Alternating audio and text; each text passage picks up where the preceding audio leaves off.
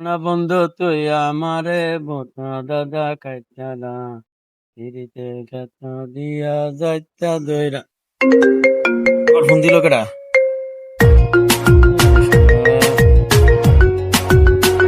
আব্বাই তো ফোন দিছে আর মিশা কথা কোন লাগবো? আব্বা আমি তো ভাই।